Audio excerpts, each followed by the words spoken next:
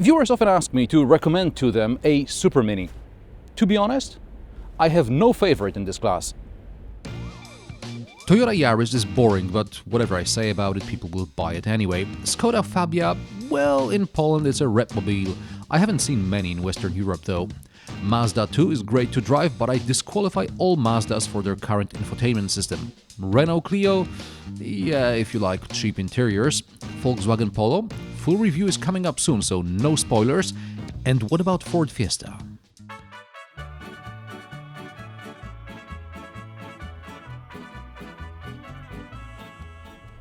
This is a review I've been waiting for a long time because, first, Ford Poland didn't have any test cars, and when they finally arrived, all cars were instantly reserved for the next couple of months. But here it is. It's a Ford Fiesta Titanium in copper chrome with a 125 horsepower 1-liter EcoBoost. From the outside, Mk8 Fiesta looks, well, very similar to the previous generation. New Fiesta is 7 cm longer than Mark 6 model, but wheelbase is only 4 mm longer. Okay, perhaps the whole design is a bit more conservative, headlights do not go as far off their wheel arches, the bonnet is almost flat without the Mustang-like creases, new generation also has a more prominent line at the bottom of the doors. In the rear, lamps are now horizontal rather than vertical. Since we're in the back, let's look inside the boot.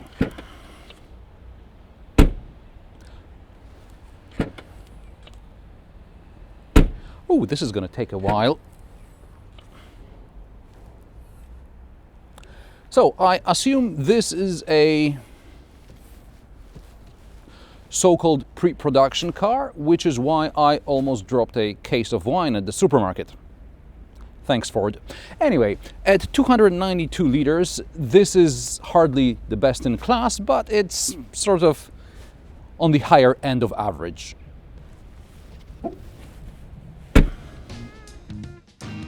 Double floor is a new thing, it's not something available on all B-segment cars. There are a couple of shopping bag hooks, but no 12-volt socket, and plastics scratch easily. Thanks to the double floor, we get flat loading surface with the back seats folded. Cargo area increases to 1093 liters. Medium-height adults will fit comfortably in the back. There is a place for small bottles in the door bins. Optional panoramic roof lights up the interior, but it takes away some headroom. Transparent part of the roof is divided into two sections, both with separate manually operated covers. The rear one is hard to reach from the front, so you'll have to get out to close it to protect your child from sunlight or from the cold during winter. Fiesta also gets Ford Door Edge Protect. Does it work in sub-zero temperatures? Yes, it does. You have to take the driver's seat to see this really is a new generation. First of all, miniature display on the center console has been replaced with a larger tablet-like screen. Optionally, you can order Sync 3 Infotainment, which I praised on my trip around Canada. Finally, we have it in Europe, and I can tell you why I think it's great.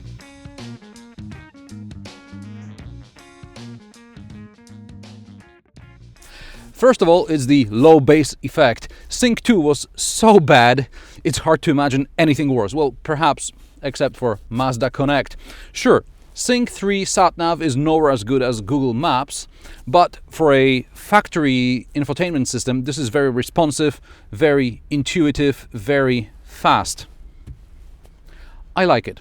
And it also has voice control, which also works in Polish, which is totally irrelevant to you, but it speaks volumes about how good this system is. Powiedz polecenie. Znajdź adres. Podaj adres wraz z nazwą miasta w kraju, Polska.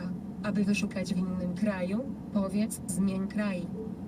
Warszawa, ulica Puławska 469.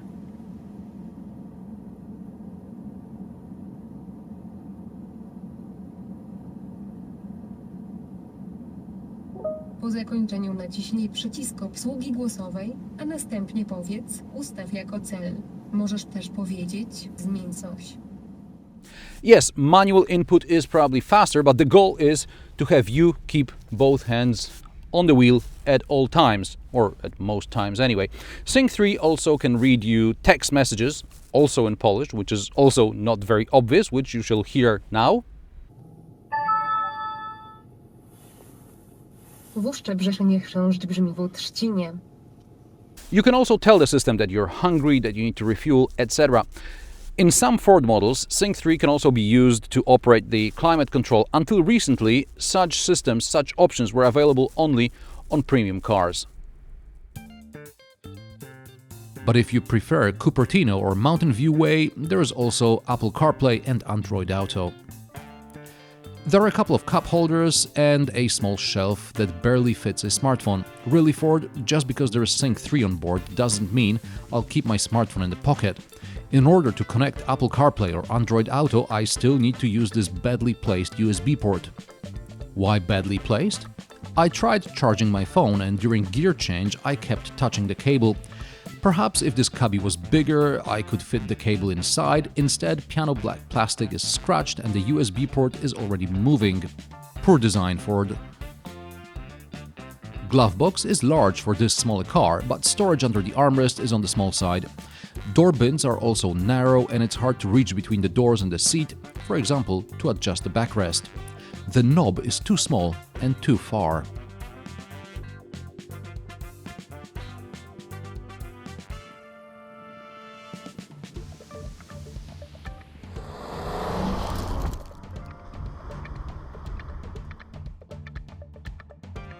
And then there is lumbar support. At first I thought there wasn't any adjustment and that the seats are just the worst in the business. Then I discovered the second knob is for lumbar support adjustment, so the seats are simply bad.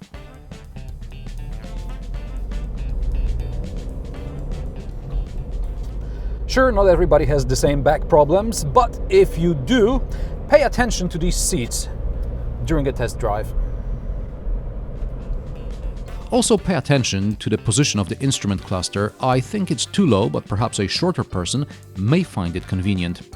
I like that Ford displays all fuel economy data on one screen and I don't have to click through the options to see everything.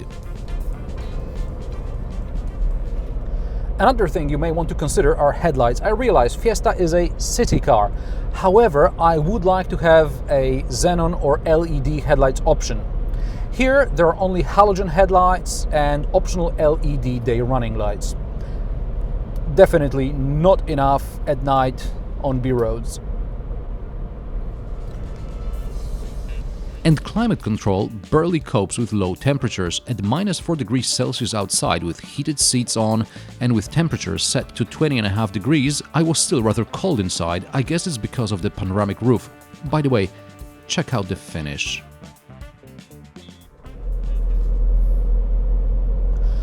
I guess I should stop complaining about the Fiesta. Sync 3 is not enough to recommend a car to someone.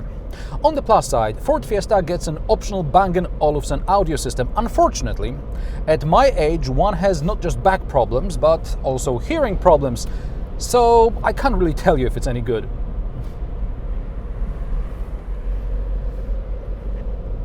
However, steering is exceptionally good. This is something I can still feel.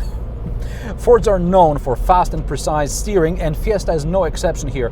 Perhaps it is somewhat over-assisted, especially at low speeds, but at 14.6:1, steering ratio is quicker than in a BMW M3. I can't wait for the new Fiesta ST to come out. Speaking of Fiesta ST, it's got very hard suspension, and for a city car, regular Fiesta is also quite harsh when it comes to the ride. It corners like it's on rails, but if you're planning to transport eggs in the boot, I suggest you look at Citroën C3. Sporty handling may affect fuel consumption somewhat. Ford claims the 1-liter 125 horsepower Fiesta EcoBoost will use 4.2 liters per 100 kilometers combined, and I'm sort of averaging above 7 and up to 8 and a bit around the city. Dear Ford, I know we're ditching any DC tests and they will be replaced by WLTP, but could you please at least pretend with a 42-liter tank and this kind of fuel consumption, I won't get very far.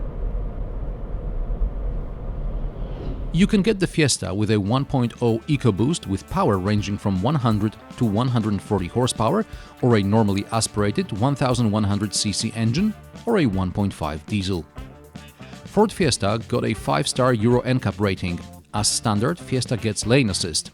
You get a slight vibration on the steering wheel when the car crosses the line. This test example also has collision mitigating system, driving fatigue monitoring, traffic sign recognition, and adaptive cruise control.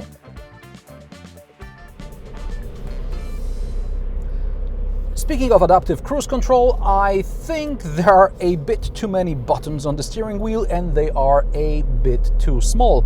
Finding something here is going to be difficult, even during the day, and at night, good luck with that. Perhaps I should get glasses.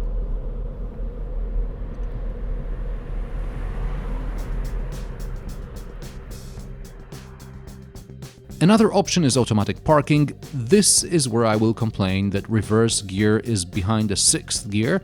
It's protected with a ring, which is usually used in case of reverse being behind the 1st gear. As far as automatic parking systems go, I divide them into those which can park better than me and those which can't, and this one is the latter. Ford Fiesta prices start at €13,000. This titanium spec car with 125 horsepower engine and options costs about 23 grand. I've driven worse cars in this segment which cost just as much. I have mixed feelings about the Ford Fiesta. On the one hand, it's great to drive and you can have it with a lot of cool options, but on the other hand, I see a lot of compromises like in other cars in this segment. Would I recommend the Fiesta to someone looking for a supermini? Probably as a case of lesser evil. And what do you think about superminis? They are almost as big as compact cars were back in the day. Do you think they are worth the money? Or maybe it's better to get a B crossover? Let me know in the comment section below. Check out my other reviews, new episodes every Friday and on Tuesdays as well. Thanks for watching, and I will see you in the next one.